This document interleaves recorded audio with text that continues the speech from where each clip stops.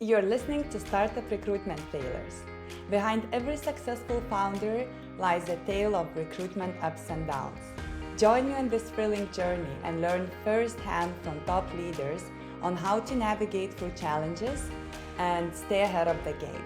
We all make mistakes, but the real growth happens when we learn from them early on. Hi, Ben. Thank you for participating here today.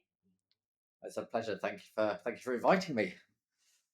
Yeah, so for those who don't know, Ben Fletcher is the co founder and CEO at The Mothership.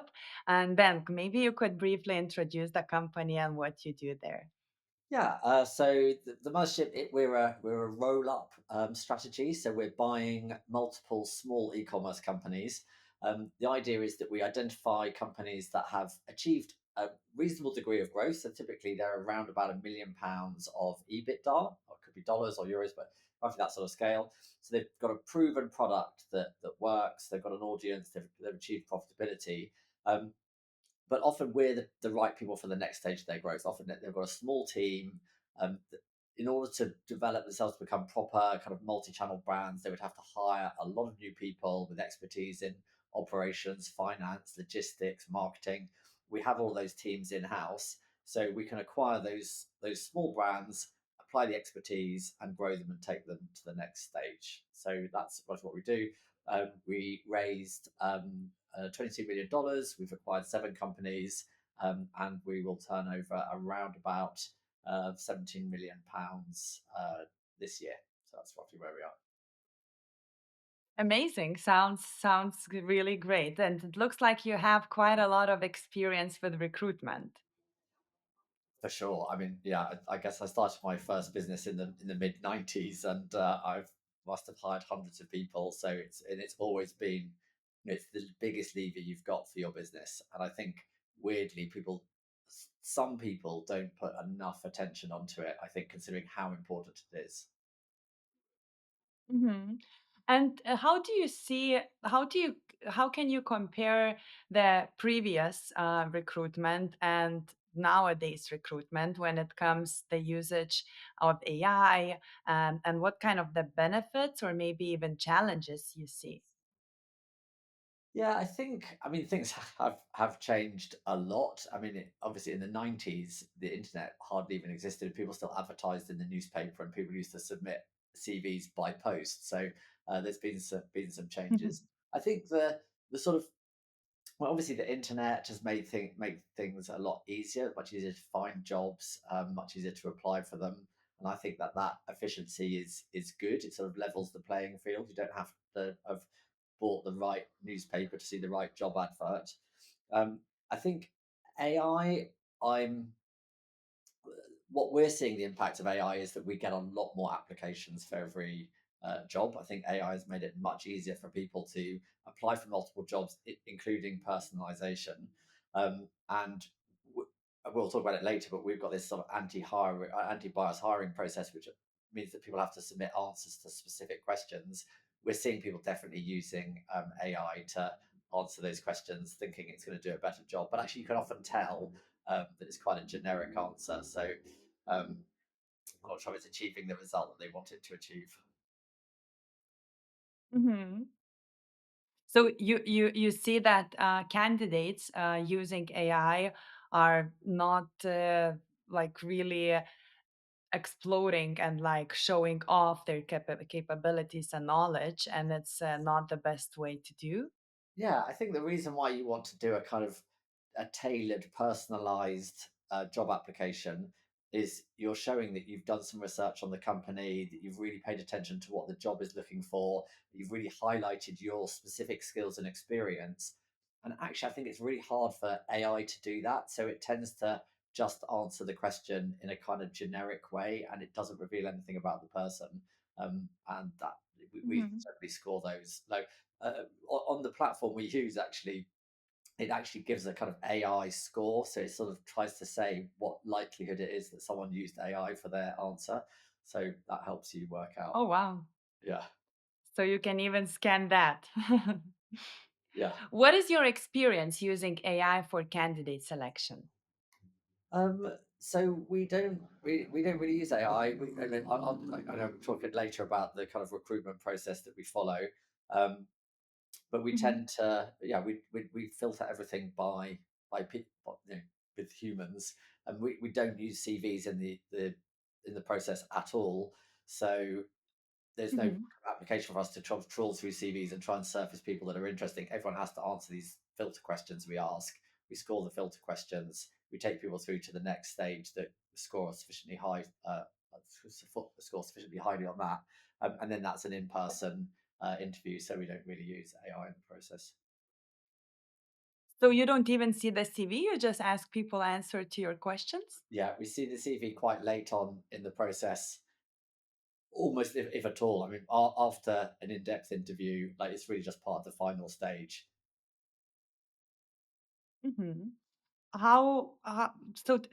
Walk me through, like, what's the Yeah. process and how do you assess that? Because it looks like it sounds like pretty strange. You don't even see the experience and you don't see Yeah, in so we which ask location questions that about the person about is, right? experience. So that's the two things you're hiring for obviously are someone's experience and the other stuff, the attitude, the values, and so on. And I think traditional recruitment processes have tend to really prioritize experience over attitude. It's so much easier. I mean, for a start, if I put an advert in for a someone paid media executive and I want them to have 2 years experience working with Meta, that's really easy for me to put that into a CV and say I want 2 years experience of Meta. The trouble with it is that someone could have got tons of experience, like someone that comes to work for us in 6 months, they'd have been exposed to so much stuff. They'd have had more than 2 years worth of experience. Someone could be doing a job in a big company where they're a small cog in a big machine, and they're just getting Mhm. in that 2 years, they get very little experience because they're actually just doing the same thing again and again and again for a long time.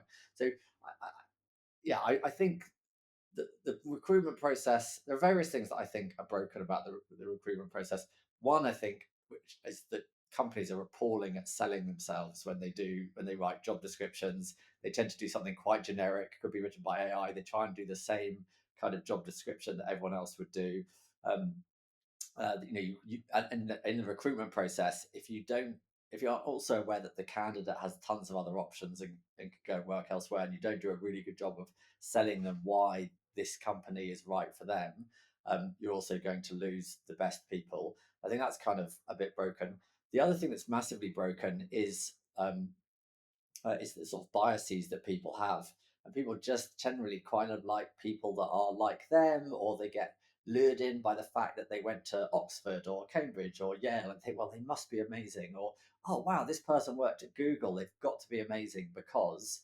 And that's just not always the case. So the process that we're using is trying to eliminate as much as possible that bias. And I'll talk you through the process so you sort of see how it works. Mhm. Um, so the first stage is people answer between 3 and 5 filter questions. So these generally aren't about attitude.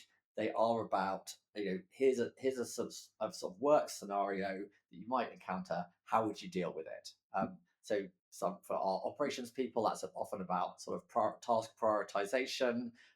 For marketing people, it might be about their thoughts about how do you get good returns when advertising on Meta. So it could be a wide range of things, but they're typically at least 3 questions, up to 5. Um, what then happens is the system we use, which is called Be Applied, splits those questions and sends them to people for scoring. So everyone will get scored by, again, at least 2 people, but generally 3 people. And what you get when you're Mm. scoring So the not the system itself, the system itself does this. the Yeah. scoring is The Mhm, scoring is okay. done by humans, but basically you get an email and it says there's some Yeah, but applications it's other to. teammates reviewing the applications and Yeah, so scoring it's them. our team, 2 to 3 people on our Mhm. team. And what will happen is you'll get this Okay. email saying you've got applications to review. But when you log in, you just get presented one question and one answer, and you review that question on a Mm. scale of 1 to 5. Um, and what we also show is what a good answer should look like. So we're not it's not open to interpretation about whether it's a good answer or not. What we're looking for some very specific things, and that's what that they show. So you score that, and you work through. You might go through 50 things, just scoring questions, but you can never relate question one to question three. You can't see that they're the same candidate. There's a bias which, Mhm. if you know it's all three questions from one candidate and the first question is really good, the answer is really good, you tend to give them benefit of the doubt for questions two and three, and they probably get a better score on two and three than they would. So Yeah. you don't get to see that. You score them all independently, and then the system ranks them up. And generally, we're looking for people that have scored more than like 3.5 to go through to a filter. But actually, it depends, because if we're getting lots of applications, that bar might be a bit higher or a bit lower, because obviously we just go on the kind of average score, and that Mhm. just takes out the fact that you might have asked harder questions, or whatever it is. Um, so then you get a set of people that go through to a first interview stage. That first interview is done by one person, but the standard set of questions they go through, and it's just a brief filter. So quite a lot of people pass through that. We're just making sure we're not getting people that for some reason just don't fit. So then the next stage is a in-depth interview, and that again is always with two people, but sometimes with three. And it's a standard set of questions. So one of the bits of bias we're trying to get around there is, um, people, if you don't have a very standard set of questions and a formula that you follow, you get into a bit of chit chat at the beginning of the interview, and the person says, "Oh, I went to this university," and you're like, "Oh, I went to that university," and you immediately kind of think better of them because you're a biased human being. Or they're like, "Oh, I've Yeah. just come back from a skiing holiday," and you're like, "Oh, I love skiing," and you chit chat about skiing a little bit, and then, "Oh, I like this person," and then you evaluate them in a different way. So it's pretty brutal. So we say to people, we kind of explain we're using this anti-bias hiring process. There's a lot of explaining all the way through the process, that why we're doing it and the way we're doing it. Mhm. Saying, look, we're going to ask you these standard set of questions, and we're not going to have sort of chit chat, but it's going to make sure that we score you fairly. Um, then again, you go through those questions in order. Um, you, there's a kind of, you take notes of what their answers are, and then there's a kind of ideal answer that you score it against, and everyone scores those again independently. And particularly, what you're trying to get around there is, if you all have a meeting afterwards and you say, "What did you think of that person?" and the first person, and maybe they're the most senior person, says, "Oh, I thought they were great," Mhm. someone that was thinking, "I didn't think they were at all good," is thinking, "Oh God, maybe I got that wrong," and then they don't voice their concerns, and that's a problem. So those are scored Yeah. independently, and you never talk about the candidate until those scores are compared, and then you know what people really think. And that, I just think that one thing is so valuable in unearthing those voices of people that aren't sure. And it's happened quite a few times. But there's one process that I was involved in where me and someone else were really convinced the person was excellent, and the third person that was on it said, Mhm. "I'm not sure." And when they raised their concerns, they said, "Look, some of these some of these answers were a bit superficial. They didn't cover this, they didn't cover that." And we're like, "Yeah, that's true. It changed our opinion. We didn't hire that person." So there've definitely been cases where I can say we didn't hire someone because we followed this process. Um, then after Mhm. that process, you've then got a short list of candidates. We then normally do a kind of work sample test for people. So they'll do something practical where they do a presentation or they analyze some data, or it depends obviously on the job that it is. And then they come and they give a presentation, or they send in their response depending on what the format is. And then we have a final question, and that's very much more kind of values, attitude, and ability. So yeah, that's the process that we follow.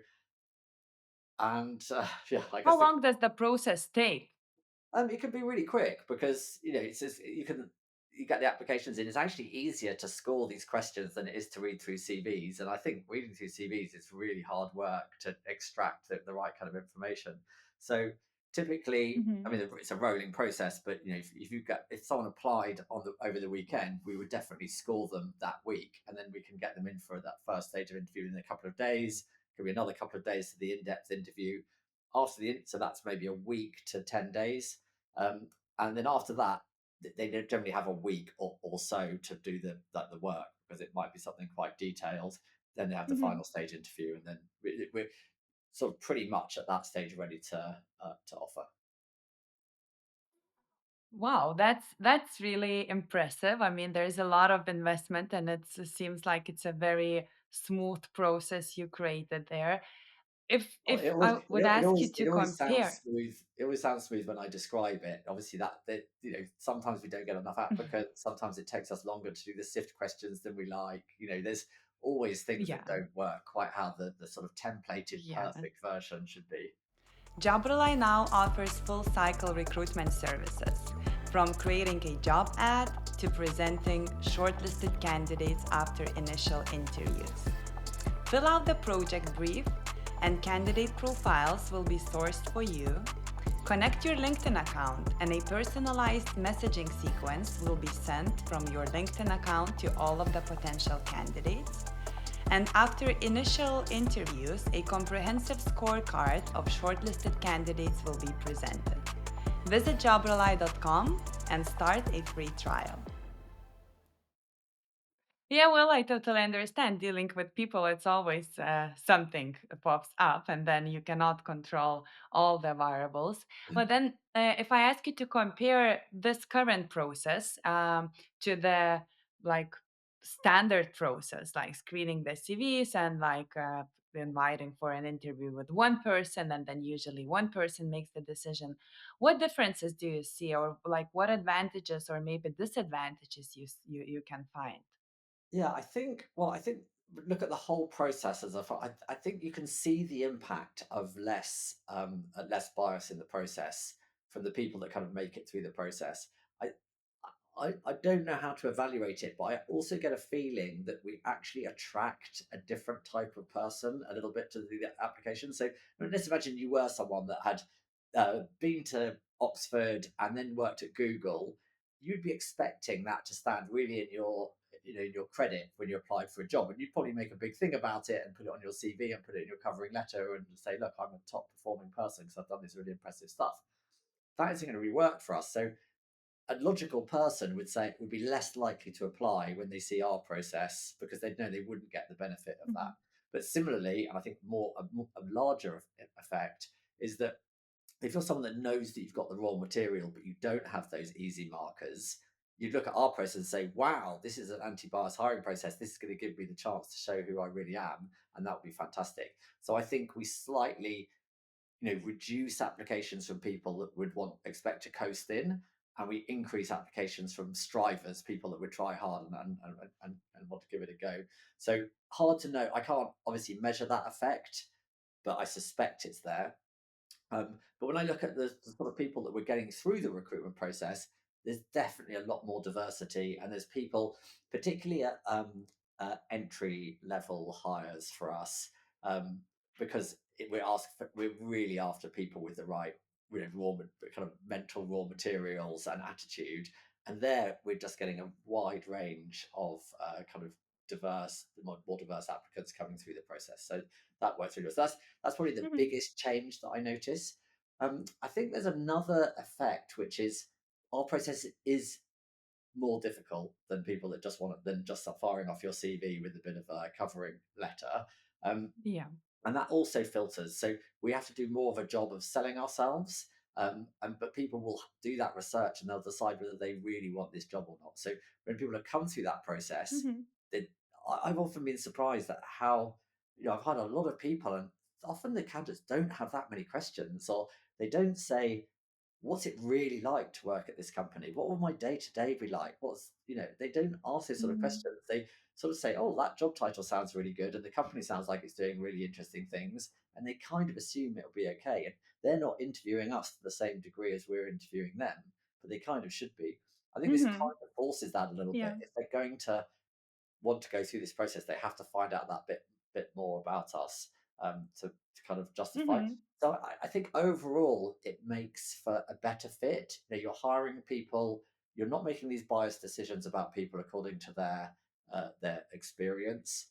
You're getting these sort of hardworking people that really want to ambitious and want to make an impact and feel that we've got a process that would work for them applying, and they're not applying unless they're seriously interested in the company, and therefore it's a better fit. And that's definitely what we found. I mean, I would say Oh, I think we're going to talk about when we've got it wrong as well, which I'll come on to. I mean, obviously, I think we've done a good job of finding what we were looking for.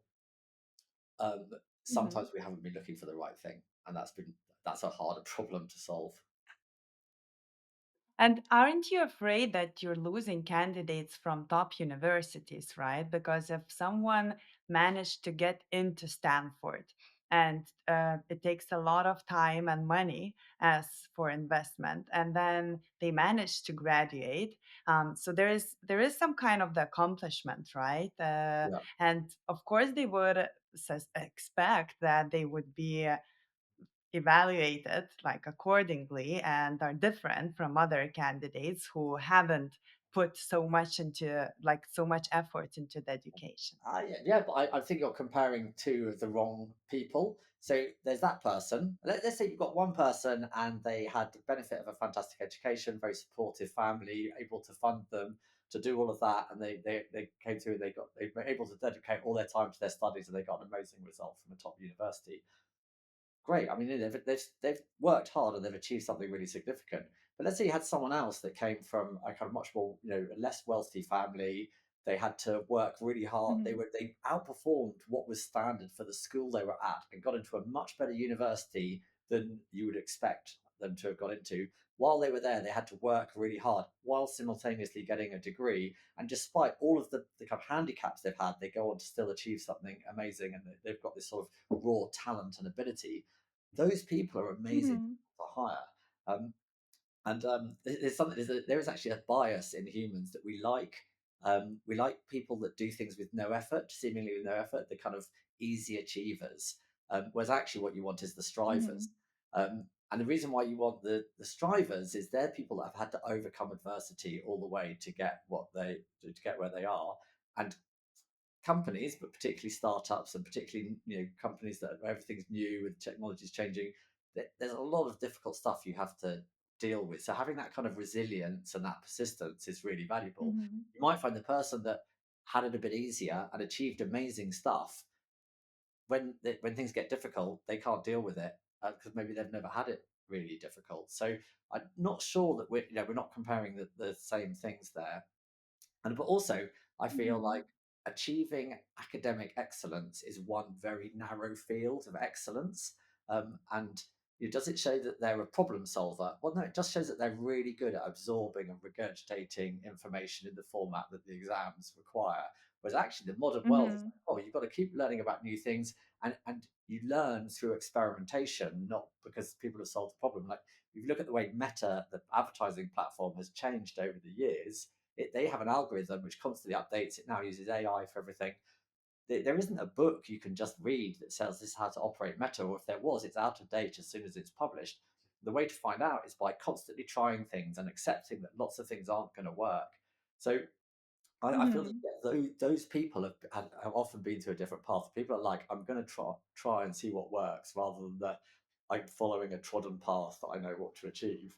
So, I'm not trying to Mhm. downgrade people. If you get into Oxford or Cambridge or any other top university and you get a top degree, you are obviously very bright and very hardworking, but that doesn't necessarily mean you'll be successful at the mothership.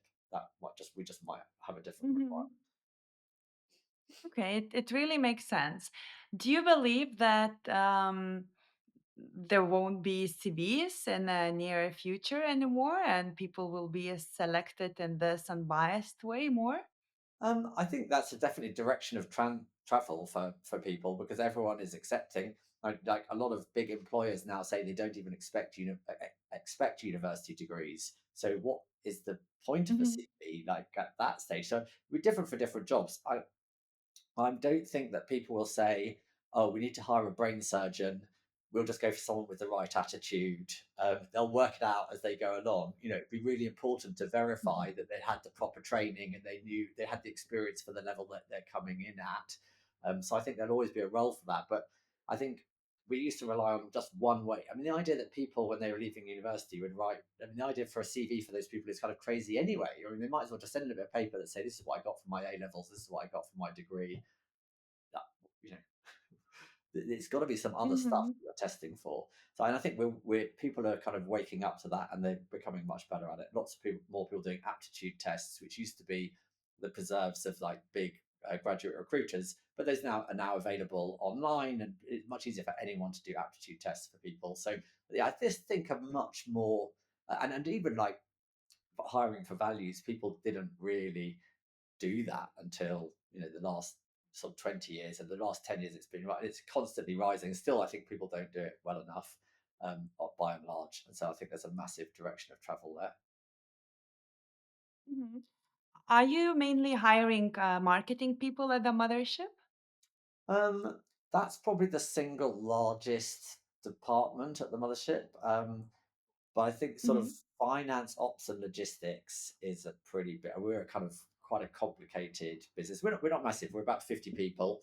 um, but Mm-hmm. yeah, those are the sort of marketing and the stuff that makes everything actually function are the two largest sections for us. And so, is it true that you're choosing the mindset over experience and skills? Yeah, I don't think it's quite that. I mean, like in the brain surgeon example, you, the person has to have the right level of experience, because actually I think someone's really talented. They can come in and learn everything, and they could trial and error. They could work it out. But if it's going to take them 18 months to get up to speed, Yeah. that's not going to work for us. We need someone that can start immediately. So it's definitely the right level of experience. And these filter questions are asking them about specific experiences they've had and how they would deal with certain situations, and testing that the kind of level of knowledge. That's definitely part of the filtering. But but Mm-hmm. it's about the acquired experience, not the years of experience. Like I was saying before, like you could have 2 years doing something and have learned practically nothing, and you could have 6 months and Mm-hmm. learn almost everything. So it's Mm-hmm.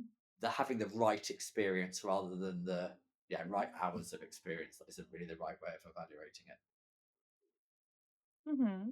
So, still, like making sure that the person is experienced with the potential role to be capable to perform in the potential role, and just then, testing the attitude and the cultural fit. Yeah, I think there's also that, how do you decide what the right level of experience is? Because what if you, let's say you're hiring a head of a department, and you're doing it because you're going to grow from 5 million to 20 million, and you want someone that's overseen that, then that person that's been the head of the department, that's done the 5 to 20 million, why are they coming to work for you to do the same thing exactly again? Surely they should be going on to the next thing and finding the 20 to 100 million, or they want to be expanding their career. And there are some people that loved going Mm-hmm. back to the beginning and building it, so it's not like it's a hard and fast rule. But I think my general principle is I'm looking for the person that's taking just that kind of interesting step up in their career. So they were the number two in that department when it grew from 5 to 20. So they've seen how it works, but this is their chance to put what they've learned and their playbooks for success into action and run a department. They're and the Mm-hmm. sort of people that are going to be successful are people that have that kind of drive and motivation and that desire to learn.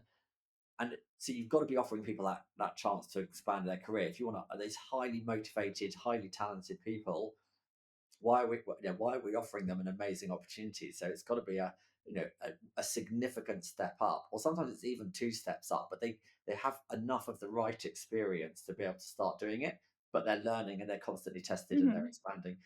Obviously, if you push it too far, then they're too far out of the water. There's too much learning. Um, Someone Mm-hmm. said to me, a sort of rule of thumb of like 25% of your job should be stuff that's outside your comfort zone and you sort of struggle with, and that's where you're learning. 50% should be stuff that you're able Mm-hmm. to do, and 25% should be stuff, can be stuff that is sort of a bit administrative and beneath you and boring. But all jobs have some elements like that. If you play around with that too much, if 50% is challenging and learning opportunities, that's really stressful. And I think possibly if we've got it, one of the things that we've probably got wrong has been making too much of the job that kind of challenge. It's stressful for people. I think we'll accept. I think a lot of people would say it's been amazing working at the mothership because they've been learned so much and acquired so many skills. But the counterbalance of that can feel a bit like you've dropped in at the deep end because there's no one there teaching you what to do and showing you what the next stage is, and you're kind of working it all out for yourself. And you do a good job Mm. because you're a hardworking, ambitious, bright person, but Mhm. that's hard work. So I think it's always going to be a bit like that when you're a very you're a small early stage company. There's always so much more you don't know than you do know. Very Yeah. hard for us to have, like, we were all learning what this business was like, as we went through it. Like, how do you acquire these businesses? How do you integrate them? How do you grow them? There wasn't a play. No one had a playbook for that. So we're kind of working that as we Mhm. go along. And you just have, I think people have to know that they're getting into that and that it's going to be quite hard work and stressful, and they have to be quite, but amazing for the learning, and they have to be quite up for it. Yeah, so it really selects certain people, right? Because not everyone, and it's not for everyone.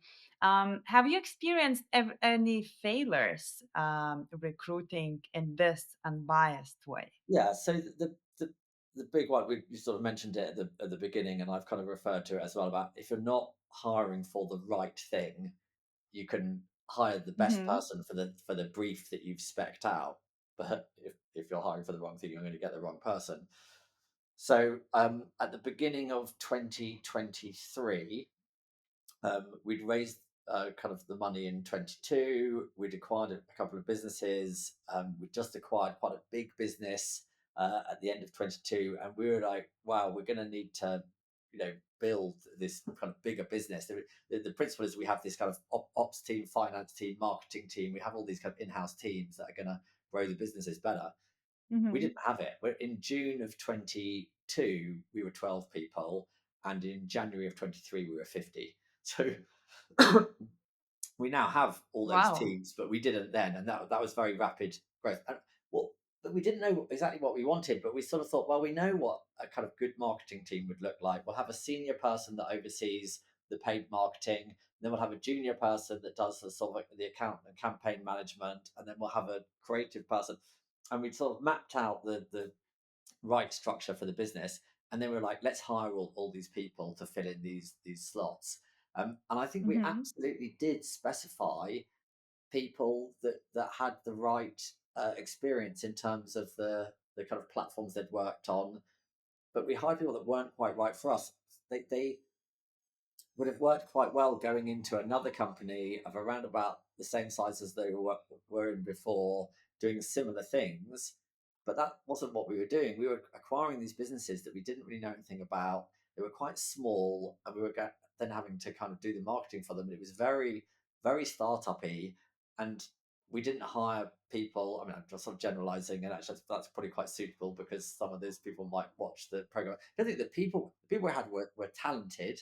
They had the right experience, that positive mindset. I don't think that's, but they weren't quite right for us in terms of the specific experience they had wasn't quite right for us. And maybe they found it hard to adapt to that kind of environment. Trying to bring a bit more Hmm. kind of big company thinking to what we're a weird business, like 17 million turnover, but it's 7 companies. So we'll do something like 22, 23 million next year, but we're not a 22 million turnover business. We're 3 million kind of turnover businesses. So we've kind of got some bits of the business think like a big business, but most of it's thinking like a small business. So I think we just didn't know Hmm. really what we were looking for. And so we hired the wrong people. I mean, lovely people, bright people, ambitious people with a really great set of experience, but not quite right for what we needed. And we Hmm. did hard to know. I think it's so hard to know in advance, and maybe everything looks clearer in retrospect. But 23 was a really tough year for us because then we had these people that weren't maybe quite exactly the right fit. Some people were, some people weren't. Obviously, um, working on companies that we'd just acquired and quite new to us, it was really hard to succeed in that environment. Like looking back, do you think you could have done anything in order not to have this kind of the situation? Do you think it's possible to see in advance without testing, failing, and then adjusting?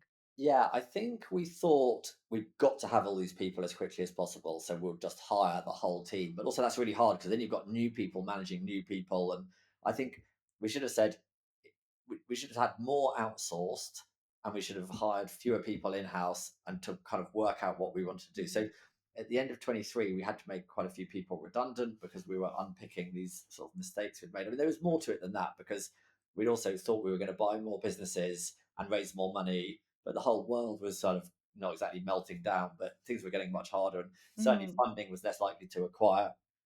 And there were all these e-commerce aggregators that raised tons of money, and they had um, and they'd all kind of pumped up the prices of companies they were buying, and then they fell on tough times and they weren't buying anymore. But everyone had these inflated expectations of what their companies were worth. So in 23, rather than us buy the three or four more businesses we thought we were going to, we didn't see anything in 23. We didn't acquire anything at all. So we weren't acquiring enough Mhm. businesses. We weren't, therefore, we'd have struggled to raise money anyway, even if we had. So the whole thing, like we had too much start, we had too much resource anyway. We'd had to have made some cuts, but it was a good chance for us to kind of rethink what we were doing. Mhm. Can you share the most interesting or effective question you're using for these pre-selections? I think they're very case specific, and I've got a kind of I've got something against these kind of killer interview questions. I just sort of feel, Mhm. it's you shouldn't feel like there's one question that is so brilliant that it's really going to identify whether a candidate is right for you, because it has to be all the Mhm. questions you ask and you have to see them together as a whole. But I, yeah, I just find that I think there's something. I think as human beings, we find it's so alluring, the idea that there's just one simple thing. If you could just get that right, everything would be perfect. And the other One thing is, pill, magic pill, yeah, and it exactly, the helps. silver bullet. There just isn't. It's just, in Yeah. fact, so prior to this, I was running a series of events for founders of kind of fast growing technology businesses. And when I started that business, I called it Lead Bullets.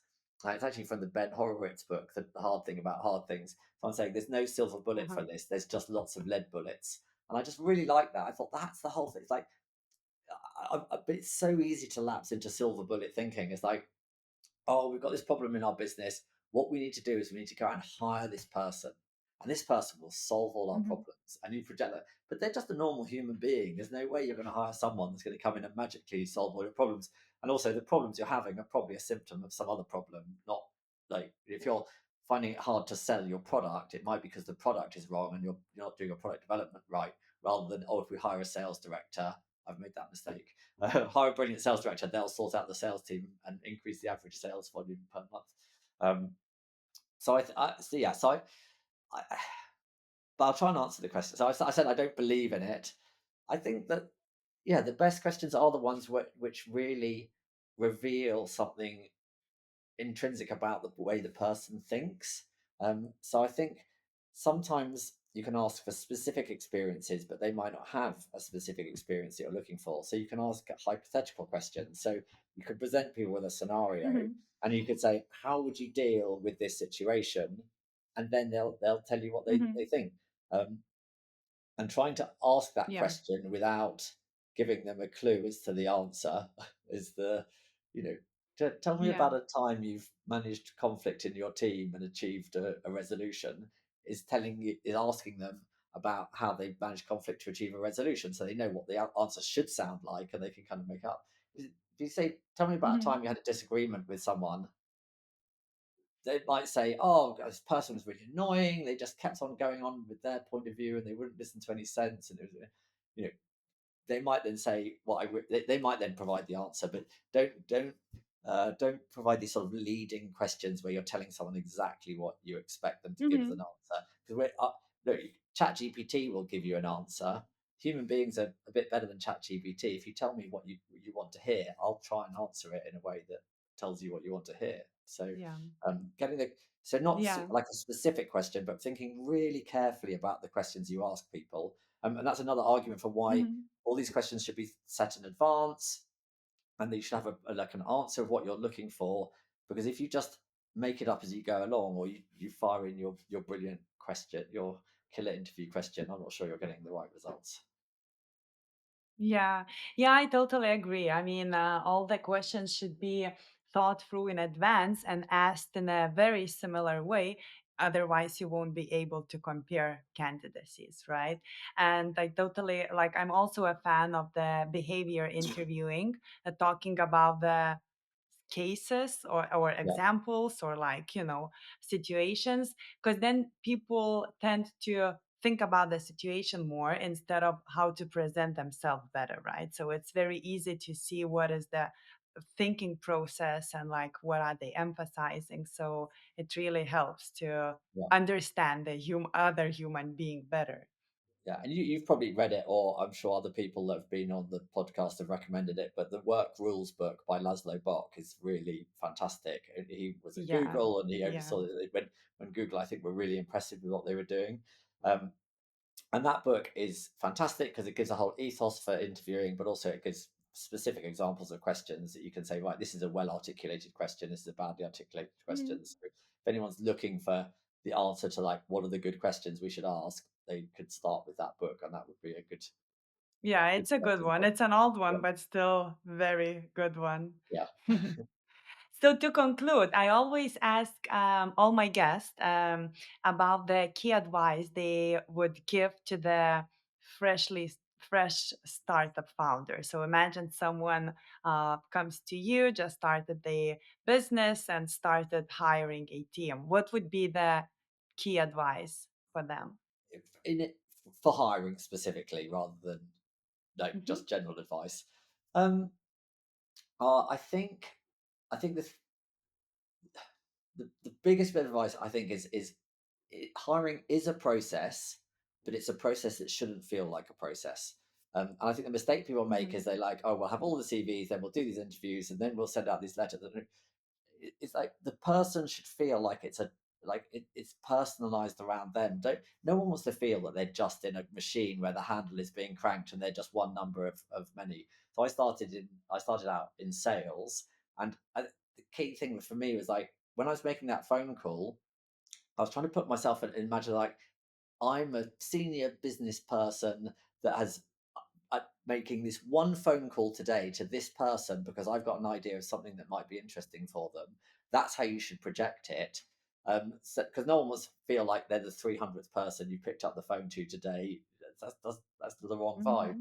So it should be the same in the process. It should, and I could say I don't think we do a particularly good job of that, and it's harder with the process we follow because it is quite process like. But you really want to sell the company to people, and part of that is not just describing the company and the job opportunity for people, but it's also about making them feel that you're interested in them and they're wanted. I don't think you should have a brutal recruitment process that tries to make people feel on edge and unwanted, and, like, it's just not. If I was Hmm. speaking to someone that works for us here, they're leaving, they went for an interview and they were really excited about the job, and then they got interviewed by the founder, and the founder did just go through a standard set of questions, and they just thought, oh, that kind of put me off a bit. So, by the time we get built into the later stages, we're really trying to focus on how we can make sure that they're sold on us as well.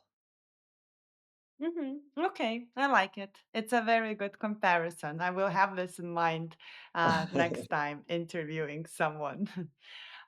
Great. So thank you so much, Ben, for your time and for sharing all these insights. Pleasure. Thank you very much for having me. Thank you for listening. If you enjoyed this episode, please hit subscribe on the media of your choice. You can find us on Spotify, Apple, and YouTube. And if you need help with your recruitment, please visit jobrely.com.